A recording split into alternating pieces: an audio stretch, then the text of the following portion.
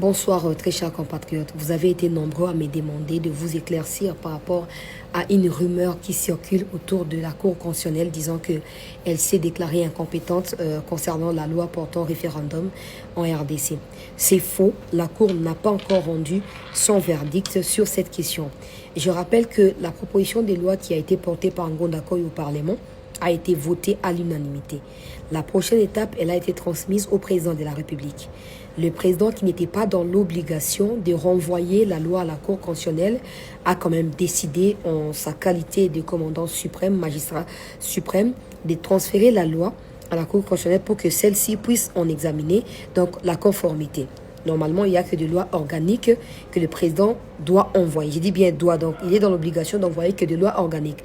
Là, ce n'est pas une loi organique. Mais le président l'a quand même fait.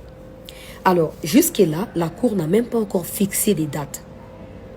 Par rapport, il y a composition et à Cour qui vont prendre part à la délibération, qui vont prendre part à l'examination de la conformité de la dite loi. Rien n'a été fait.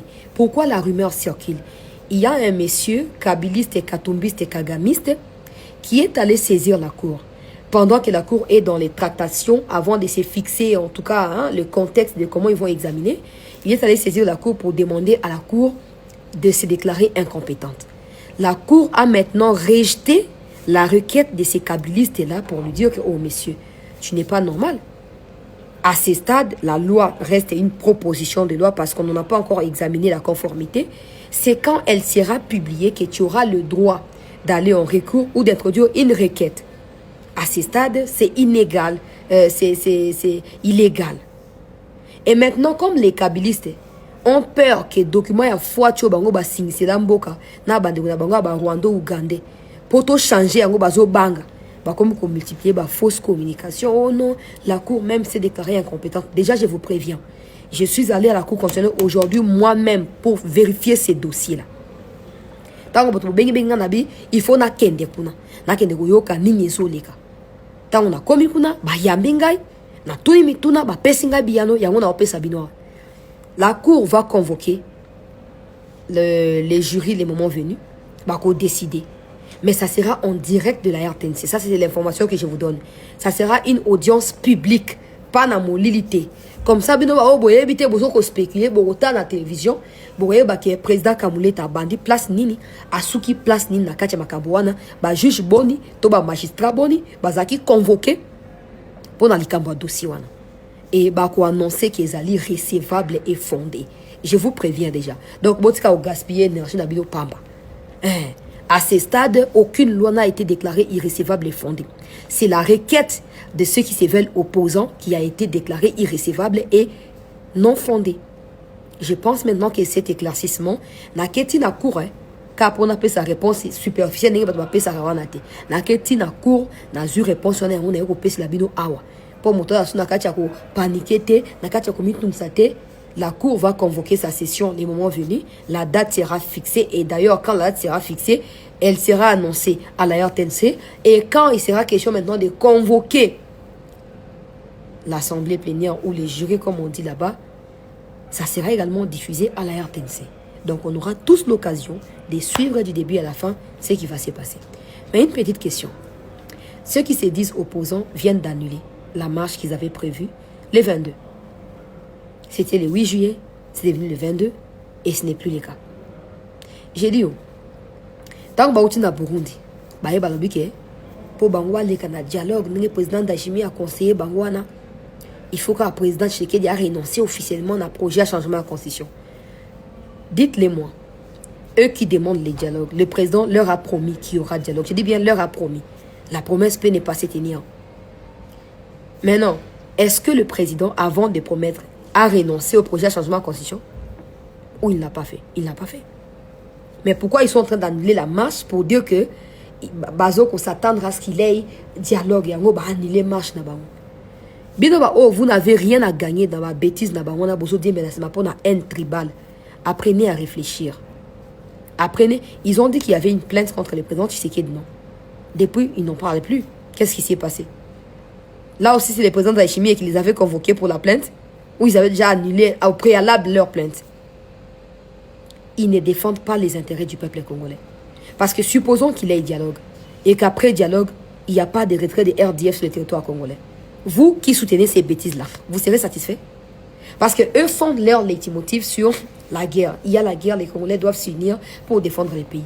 Qui a dit que pour s'unir, il faut qu'il y ait un dialogue? Qui a dit ça? Toi, dans ta maison, on te tue, on te massacre.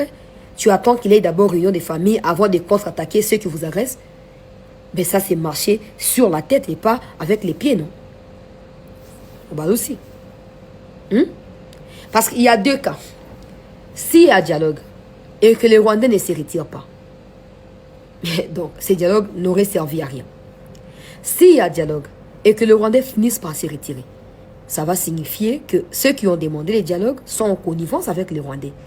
Parce que le fait que Bango Bazou va poster na Kinshasa et pesi Bango motivation à Rwandais kuna balongo. On sait que dans les deux cas là, rien ne va se faire. Rien ne se passera. Donc il n'y a pas lieu de tenir des dialogues. Ce que Yofandi, ou Inaka Fati, ou Inaka Bandegnabiso ya Baluba. Il faut qu'un dialogue islam. Yo regagné net nini na dialogue. Tu ne seras même pas convoqué. Regagné net nini. Ok, maintenant, tu as caillou, les sagas, tant qu'on finit dans les réseaux sociaux. Oh, dialogue, bolobaki, le baki, c'est comme on s'est. Le chef de l'État a toutes les cartes entre ses mains. Quand il a commencé à dire que AFC là, c'est Kabila. C'est Kabila. Beaucoup ont insulté. Il n'assume jamais rien. Pour lui, tout le monde est fautif sauf lui. Quand il a commencé à haranguer le monde entier, la communauté internationale sur la question du Kivu là. Ah, président Azam Magellan, Ali Kotambatamba Mingi, afin d'en embocate. Maintenant que Kagame commence à condamner les Américains en disant que les Américains vont piéger l'accord à Washington pour disparaître. Kagame, comme vous remarquez, non? So ba bomi M23 c'est que ba bomi donc à condimenter qu'il y a koufa condimenter que M23 koufa pour M23 ça instrument na yé utiliser. On ne vous a pas vu parler alors qu'à l'époque de Kabila, Kagame n'avait jamais tenu ce genre de propos. À chaque fois qu'il y avait des accords, Kagame quittait les pays à grande vitesse. C'est parce qu'il sait qu'aujourd'hui, s'il quitte les pays, na caractère, na caractéristique, il y a accord à Washington, il ne saurait plus revenir au Congo. Il en est conscience. Il a toute la conscience qui travaille. Et Yobi, non, alobi kaka, alobi ka bon ko changer nini. Quand je dis bon la vie non vous êtes capable de réfléchir, vous changer péni pas le mot. Vous changer péni l'autre. Vous continuez à la carte ignorance. Congolais, la mouka. Posez-vous simplement la question pourquoi l'attitude de Kagame, ça n'a jamais été le cas quand Kabila était là. Kika a conseillé de Kabila nous a dit que Kabila avait les mêmes aspirations que les M23. Kagame revendique les M23 comme son instrument des tueries, des massacres, des génocides au Congo. Donc, Kabila, M23, sont des fils à Paul Kagame. C'est ce que Mouya a toujours dit, père et fils. Aujourd'hui, qui a raison? Kagame,